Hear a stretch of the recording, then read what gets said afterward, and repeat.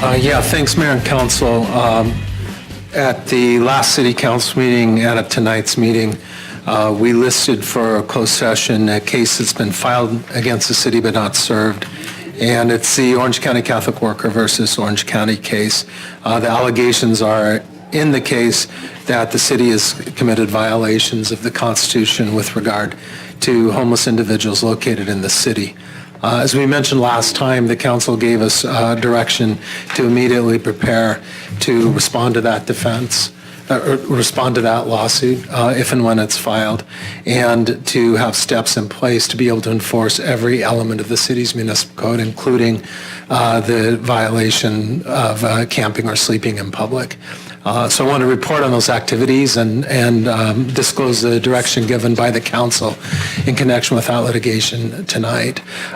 Since that meeting, the city attorneys and the city manager's office have been in daily communication to discuss implementation of that direction.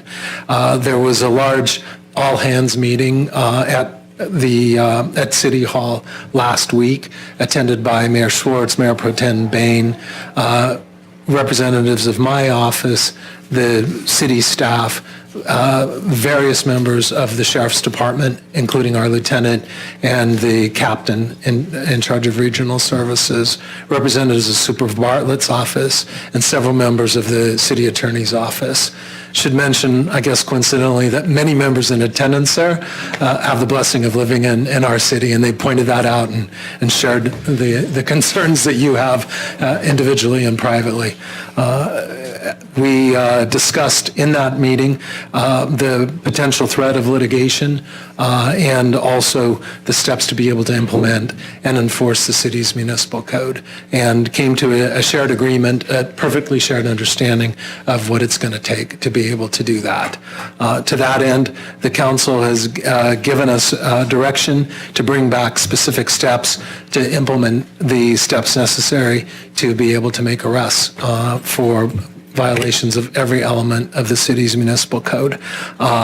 First and foremost, an allocation of funding for the operation of at least a temporary shelter with a proposal to seek a long-term regional solution to a shelter. The council asked that we bring back a contract with an operator, a nonprofit, to operate that shelter, and also to bring forward the designation of a shelter site that's consistent with the city's SB2 ordinance. That's the homeless overlay ordinance that authorizes homeless shelters as of right in a particular area of the city. So those will be brought back in sequence to the council. I guess the most important bring back will be a letter to the sheriff requesting and demanding that the city, that the code enforcement begin as soon as those steps are implemented, and that demand letter will be brought to the council, I think, at your next meeting when those sub-elements are in place. I did want to mention also that the city has entered into a joint defense arrangement with several South Orange County cities, the city of San Juan Capistrano, Aliso Viejo, Lake Forest, Rancho Santa Margarita, and Laguna Hills. And we will be coordinating the defense of this litigation and the city's implementation of the steps that I mentioned previously in connection with the city councils and staffs of those cities. So we'll have that for us to bring to bear on this as we go forward. Yeah. And just to confirm, Scott, you say consistent with the SB2 zone, you mean in the zone? Right? That's what I meant, yes. And then, because I know we're going to get a question about this, all the steps that you've mentioned, once we're ready to implement those will come before the city council again, or no? Yeah, some of them are ministerial, but others aren't. And so we'll bring those to the council. The one to appropriate in budget obviously will need to be approved by the council. The contract with the nonprofit would be also. Yeah, and I want to just add to that we believe that the transient problems that we have are regional, that they need a regional solution. But that to bridge that, we are going to create the temporary shelter in the current SB2 zone that we have made movement towards. We're very close to bringing it together. We don't have it nailed down to contracts, so therefore we can't bring it out in advance of that. But that's our direction that we are going. Thanks. And and then if and when the city's served, which we understand will be imminent, of course, we're authorized to defend that aggressively in the joint defense compact that I mentioned earlier. Yeah, and in that meeting on last week, we were adamantly confirmed that once we have a bed location to put transients in here in our town, that we will have optimum support from the county and the sheriff's department to enforce our camping rules, all the other rules that we have will then be completely enforced, and we'll be able to respond as needed to the problems we have once that's up and running, and we're getting close to that.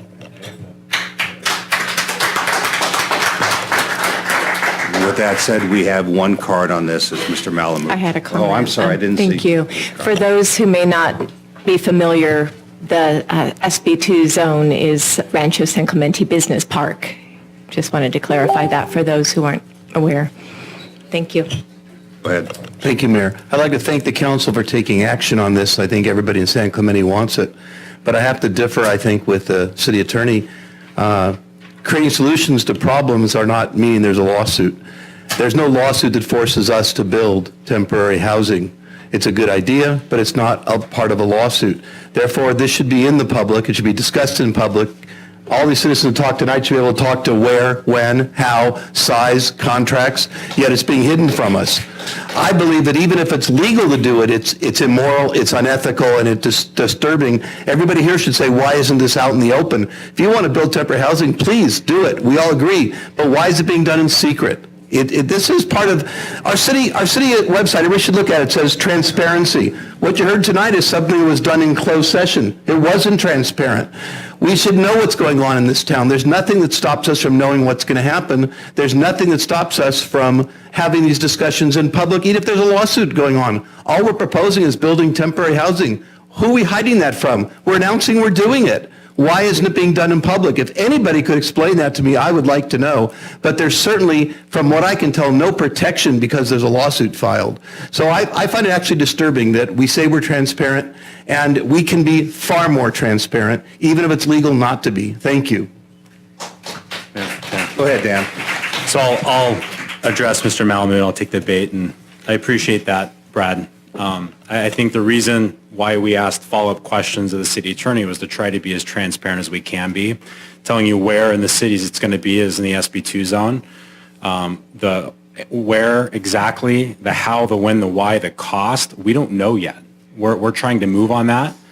That's why certain measures, to the extent that we need to appropriate or bring money forward, we're going to do that during a public hearing, and you're going to get a chance to comment at that time. But us rushing forward with something is neither helpful to us as a council, to staff, or to the public. That's why it's being done this way. We're not trying to hide anything. We're trying to move as fast as we can. We get public meetings every 2 weeks, and we had a meeting yesterday to try to be ready for this meeting today so that you, the public, would get an answer from us. We had a very long meeting on Friday. I spent 8 hours with Steve in various meetings addressing this issue. So we hear you. We understand that the public wants to know, and we are working as fast as the bureaucratic system we have in government allows us to move. But you will get specifics, you will get details, and you will get them very soon. That's what we were trying to do today. We did not need to report any of this out of closed session, but we chose to because we wanted all of you to know what we can provide you in information. We're giving that to you. So I know that that's not going to be satisfactory, but that's the best that we can give, and we are not trying to hide any information from the city. Yeah, I want to just add to that. I don't recall the attorney or anyone saying we're building anything. So we are establishing a temporary shelter within the SB2 zone. That's all we can say, and in reality, that's all we're doing. So we're not building shelters, we're not building homes, we're not doing any of that. We don't need a contractor. We're simply going to be establishing a temporary shelter so that we can enact our laws and put everything in place. Mayor, could I just say one last thing? Sure. And it's this, with due respect and recognition of the public's right to comment, these directives by council are in no way based on the disabilities, the generalizations or stereotypical comments that might be made by the public. They're based on implementing the council's ordinance that it adopted last month that says if we're going to arrest people who are homeless, we have to have a bed available for them. So being homeless is a status crime, and I want to make sure on the record that the action that you're taking in giving us direction is not related to the stereotypes or aspersions that might mischaracterize homeless people. Yeah, and in fact, we have gone out of our way to be working with the county that are bringing in resources to address the various issues of addiction or other problems that are out there.